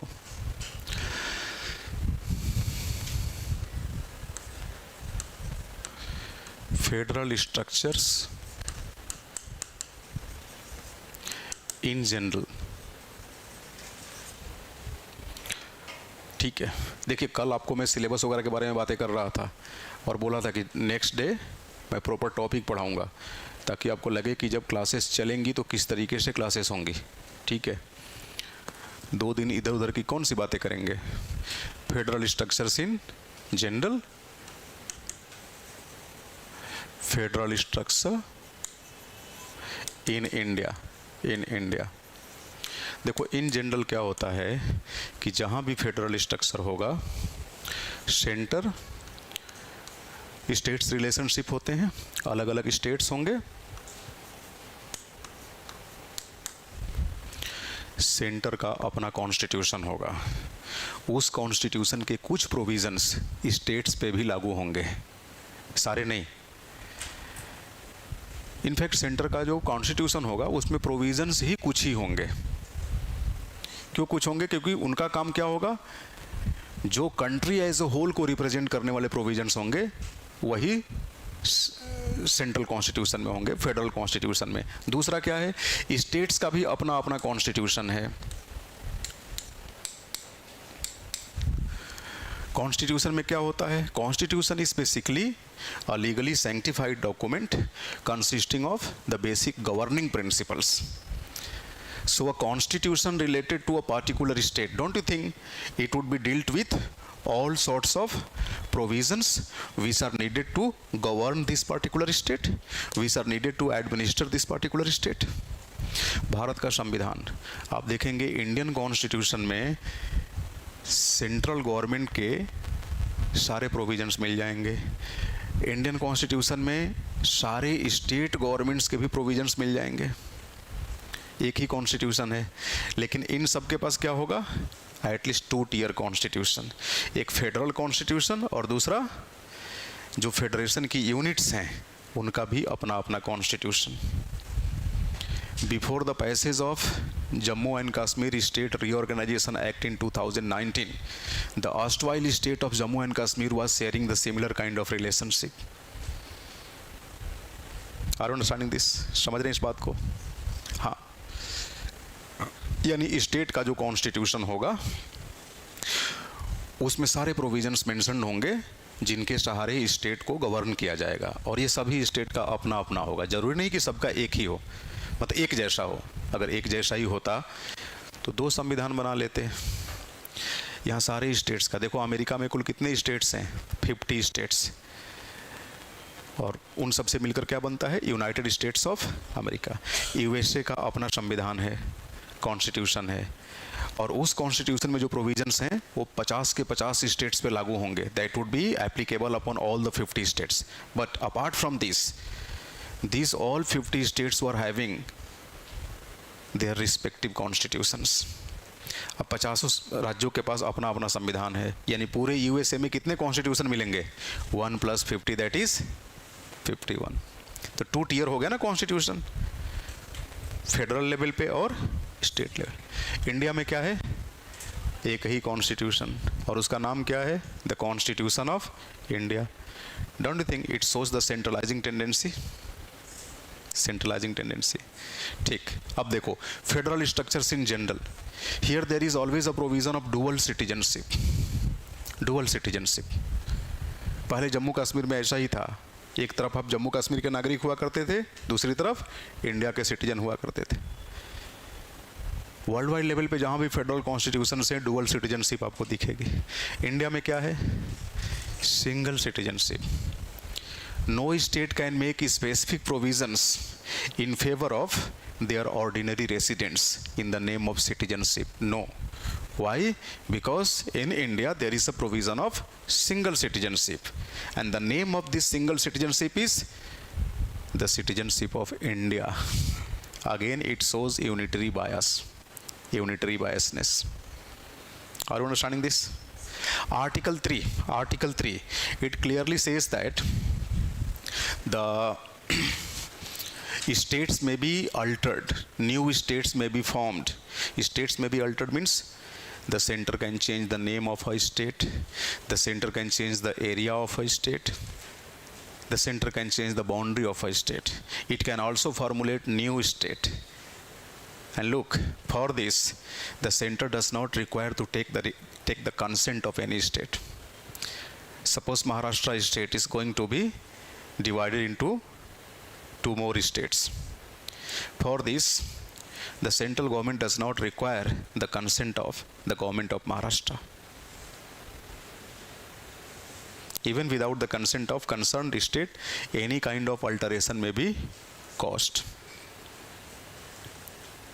What does it show? It simply shows the unitarism in Indian polity, unitary behavior of Indian political system.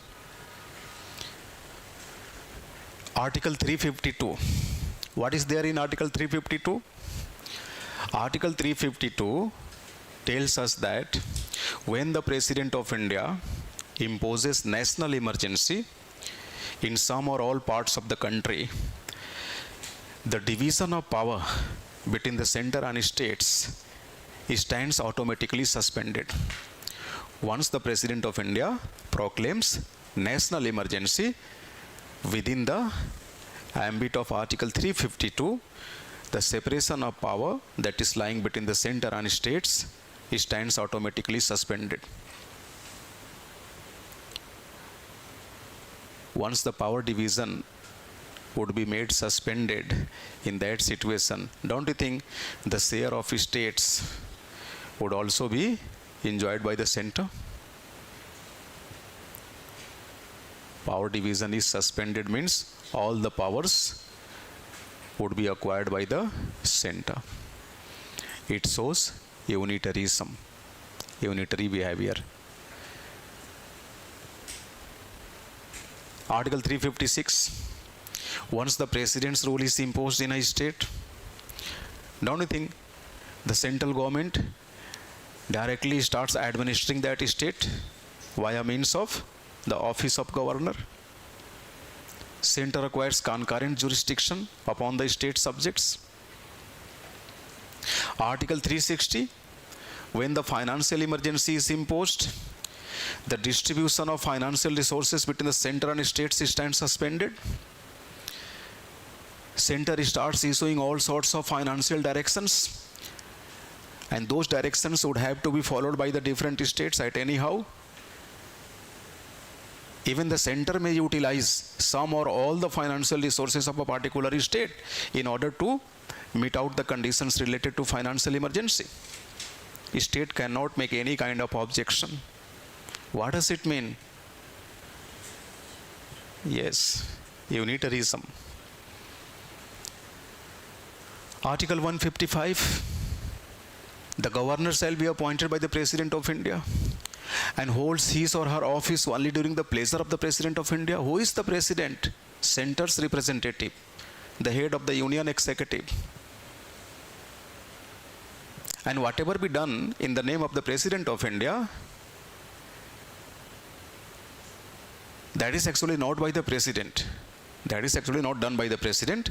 Rather, it's done by the Council of Ministers headed by the Prime Minister. So the appointment of governor in a state is actually made by the central government. But the point is, such appointment is made in the name of the President of India. Why? Because Article 52 says that the President of India is the head of the Union Executive. Article 53 says that the President shall discharge his executive responsibilities of the Union either directly or through the help of an officer subordinate to him. Either directly or through the help of an officer subordinate to him. This particular clause in article number 53 invites us to refer article 74. And what is there in article 74? Article 74 says that there shall be a council of ministers headed by the Prime Minister of India to aid and advise the President as far as to discharge the administrative responsibility or executive responsibility of the Union is concerned. So the Council of Ministers headed by the Prime Minister of India would be advising the President when the President goes on to discharge his executive responsibilities.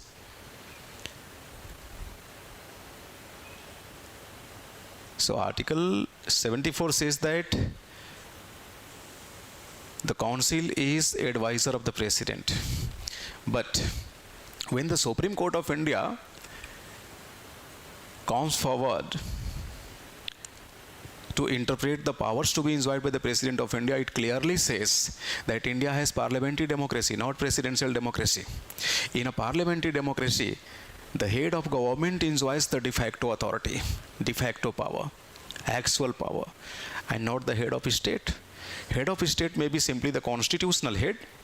The office of the President of India should not be known for it being an authoritarian office. Rather, it is basically an office of dignity, not the office of authority. So the President of India shall not be allowed to enjoy de facto powers.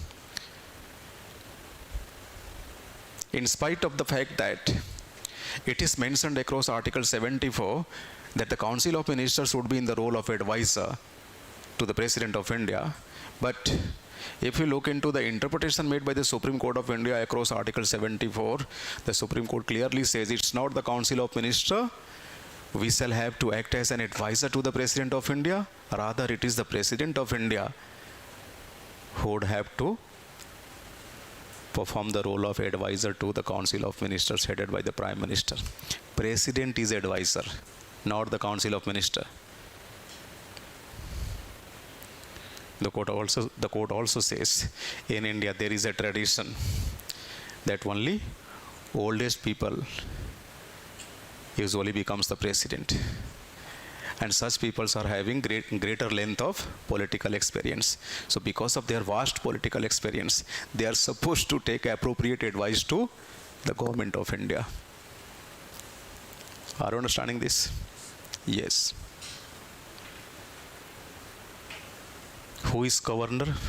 Governor is the constitutional head of a particular state, and at the same time he or she is an agent of center in that state.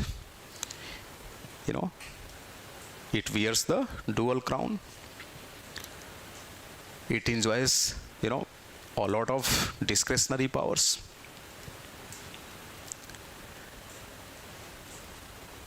And he is appointed by whom? Simply center. So don't you think here center controls the state? via means of gubernatorial offices. It shows the unitary biasness. What next? Article 324. It makes the provision for an All India Election Commission. All India Election Commission conducts the responsibilities concerning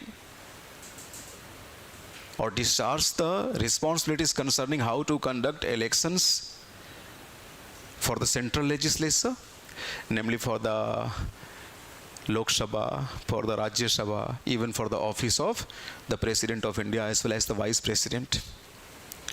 They are basically the elections concerning the central authorities. At the same time, what's about the election to the state legislatures like Legislative Assembly and Legislative Council? Don't you think they are also conducted by the Election Commission of India only? Though every state is having its own state election commission. But such election commission is not vested with the responsibility to conduct election for the state legislature. They usually conduct the election for the local self-governments, state election commission. So what does it mean? Don't think it simply means that center enjoys controlling effect upon the states.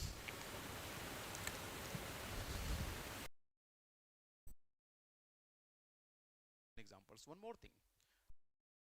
Indian Constitution. It makes the provision for the division of legislative powers between the center and states by means of 3 distinct lists. List 1 is all about the union list. Second list is state list. Third one is the concurrent list. Concurrent list. Every list contains the items to be legislated, means legislative items, means the subjects on which the laws can be made. When it comes to the union list, all the important subjects of legislation, all the qualitative subjects of legislation, or even you can say the maximum number of legislative items, they are kept in the first list, that is the union list.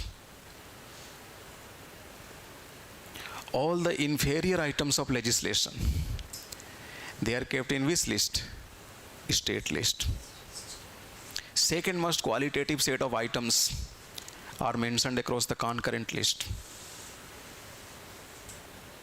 Leave the concurrent list for the time being. Rely upon the union list and the state list.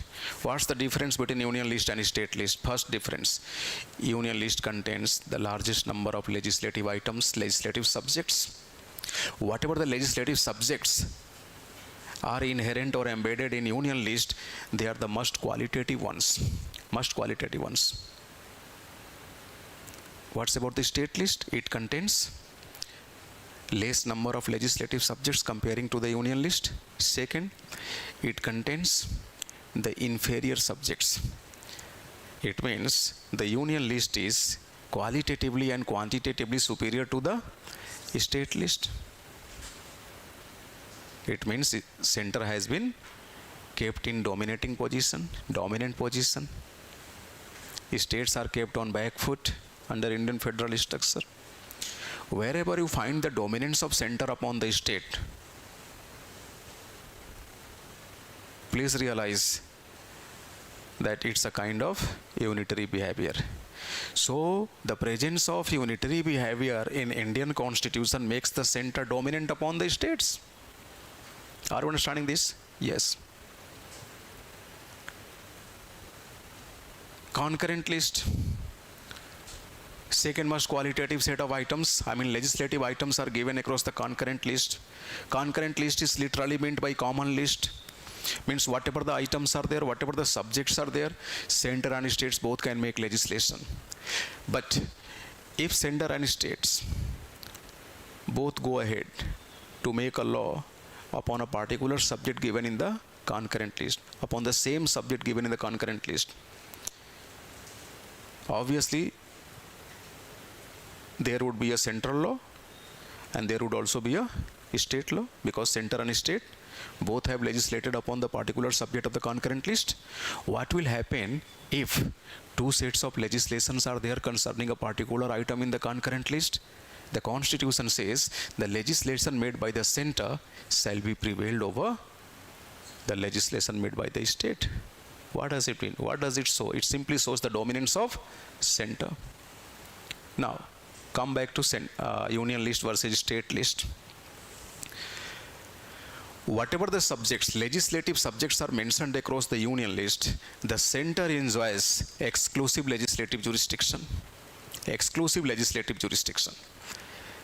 It means the center has all authority, all power to make the laws upon the subjects given in the union list.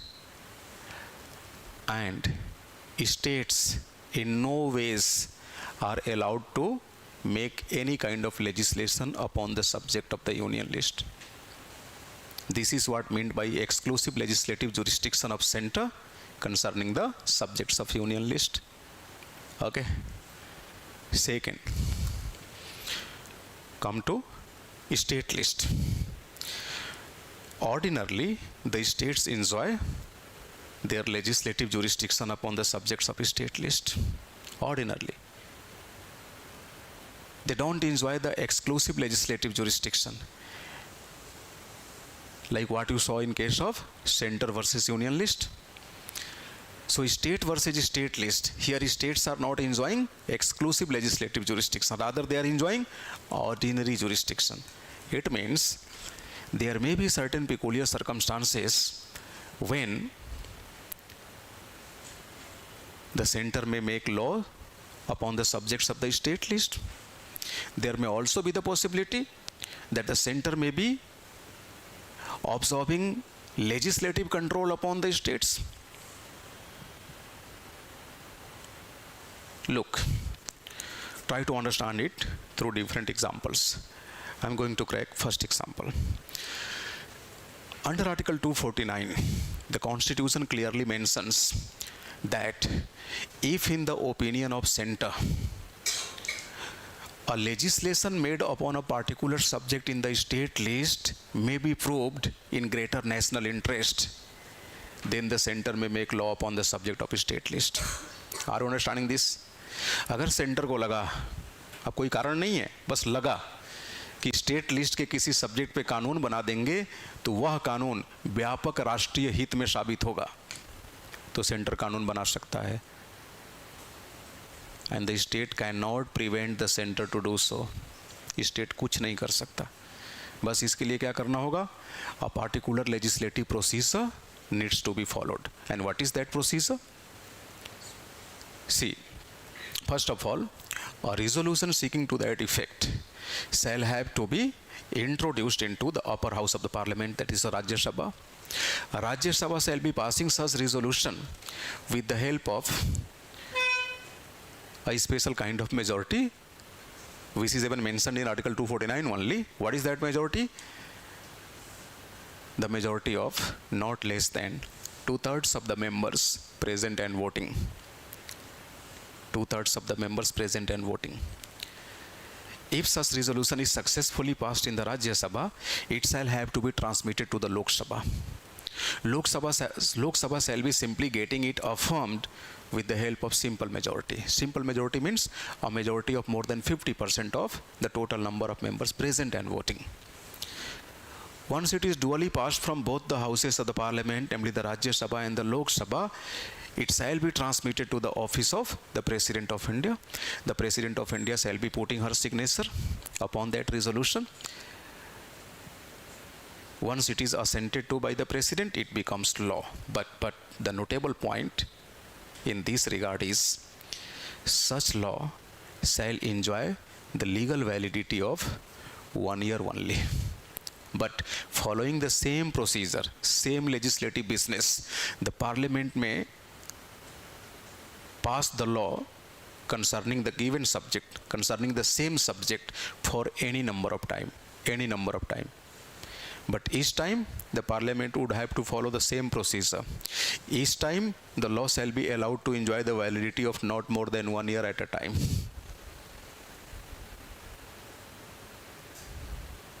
Whatever the things are there, one thing is clear. The center shows the dominance upon the state. One more thing. Center also enjoys certain other kinds of controlling effect upon the legislative powers to be enjoyed by the state. Look, there is a particular article in part 3 of Indian Constitution, Article 31 capital A. Article 31 capital A says that if a particular state seeks to observe, socio-economic justice by ensuring certain kinds of reforms in the domain of agriculture as well as land, means if the state is seeking to cause land reforms, agrarian reforms, the state may make certain specific law. Okay, and if the state is seeking to protect such law from certain fundamental rights, state would have to go for center. State would have to plead towards the center. See, Article 13 clause 1 and clause 2, they clearly says 13, they clearly say that each and every kind of legislation, be it pre-constitutional legislation or be it post-constitutional legislation, they would have to show consistency with the fundamental rights. Make it simple. Leave the pre-constitutional legislation. Let us say the Parliament of India or any state parliament is state legislature. Suppose it makes a law. Okay, but certain provisions of that law is inconsistent or are inconsistent to one or more fundamental rights. In that situation, the law shall be declared as unconstitutional up to the extent of its inconsistency with the fundamental right. Let's say there is a land reforms related law. Okay, there is a law concerning how to observe land reforms in a particular state, because land, agriculture, they are the subject matter of state list. Okay, so upon such subject, states are allowed to formulate laws, to make laws. Okay, but suppose a particular kind of law is very much necessary for the state to implement, but the problem is, in due course of operating such law, the law is colliding with certain fundamental rights. Let's say a particular land reforms related law is meeting with Article 14 or Article 19. Article 14 all about right to equality. Article 19 it is related to certain set of democratic rights. They are the fundamental rights. So suppose the land reforms related law is colliding with a fundamental right like Article 14, a fundamental right like Article 19. What will happen then? In that situation, the law shall be declared as unconstitutional. But the point is, such law is very much needed for the state, because state is highly keen to observe such kind of agrarian or land reforms. It is in the interest of how to observe socio-economic justice in that state. So what will happen then? In that situation, a particular kind of legislative procedure would have to be followed. So in order to make such kind of law, which kind of law? The law which shall be provided immunity against Article 14 and 19. Suppose to make such law, a particular bill would be presented before the floor of the state legislature. Means a bill seeking to that effect shall have to be introduced into the state legislature. Once it is properly passed by the state legislature, it is sent to the governorial office, means the office of governor of that state. Now, since there is a subject matter of immunity against certain fundamental rights, more precisely Article 14 and 19. So, such bill would have to be reserved by the governor. Why to reserve? In order to get assented to by the President of India. So, governor shall be reserving that bill for the purpose of fetching the assent of the President of India. Once it is assented to by the President of India, the bill becomes law. And such law, once put into operation, shall be allowed to enjoy immunity against two fundamental rights, one Article 14, other Article 19. Look, there is one more side. Let's say the governor of that particular state has not reserved that bill for the consideration of the President of India, and he directly puts his signature. In that situation too, the bill shall become a law. But if such law is put into operation and in due course of its operability, if it is striking with Article 14 and 19, the law shall be declared unconstitutional, null and void by the judiciary. Why? Because it is violative of Article 14 and 19. No law shall show inconsistency with any of the fundamental rights. So if it is colliding or striking with Article 14 and 19, how to get that law protected from Article 14 and 19? You can protect it by providing certain amount of immunity to that law against Article 14 and 19. And such law can be provided with immunity against Article 14 and 19 only after fetching the consideration of the President of India. Governor is not that much competent to provide immunity to any law against any fundamental right. To enjoy immunity, you need to go for the office of the President of India. President is the representative of center or state? Center. So don't you think here center enjoys legislative control upon the state? Article 31 capital A. What's about Article 31 capital B? It is one more example. Are you getting delay? कहीं जाना है? आपको जाना है? तो class को of कर दिया जाए. हाँ, कोई नहीं. जिसको जब आना है आ जाए, जब जाना है चला जाए. No worries. मुंबई जाना है. अच्छा, आप वहाँ से आए हैं डेमो लेने. हाँ, कोई बात नहीं. नहीं जा सकते. No problem. थोड़ी देर में मैं भी चला जाऊँगा. मैं 2 ही दिन के लिए आया था. हाँ, अगली क्लास में next Saturday Sunday Rabbani sir and must probably Nachiketa sir will be joining you. और हाँ, और दोनों लोग अपने अपने फील्ड के बड़े मूर्धन्य टीचर हैं. मूर्धन्य समझ रहे हो? Highly expert. सो आप उनकी सिंपोजियम सेशन जरूर अटेंड करेंगे. ठीक है. Next demo class on 17th and 18th June. Most probably the next weekend? Yes. Saturday, Sunday, हाँ. Geography by G. Rabbani sir, Science Tech by Neeraj Nachiketa sir. और नचिकेता सर तो वैसे ही बड़े पॉपुलर हैं. उनकी किताबें आती हैं साइंस टेक की. हाँ, और रब्बानी सर के बारे में बता दूं आपको, मतलब मजा. हाँ, हंसा हंसा के पढ़ाते हैं ना. हाँ, उनके पास मतलब यूनिक टीचिंग स्किल है. और पर्सनली मेरा ऐसा मानना है कि ज्योग्राफी जैसे सब्जेक्ट पे जितनी उनकी कंसेप्चुअल कैचमेंट है बहुत कम की होगी.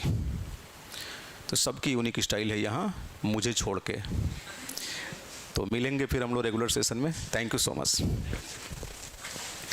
ये नियमित बैच में ये टॉपिक फ्रेश तरीके से आपको पढ़ाया जाएगा, बड़े आराम से लिखवाते हुए. ठीक है. हाँ, अभी मैं कुछ डिक्टेट नहीं करवाया क्योंकि कुछ लोग डेमो में किस लिए आते हैं. चलो ज़रा देख लेते हैं क्या हाल चाल है कोचिंग का.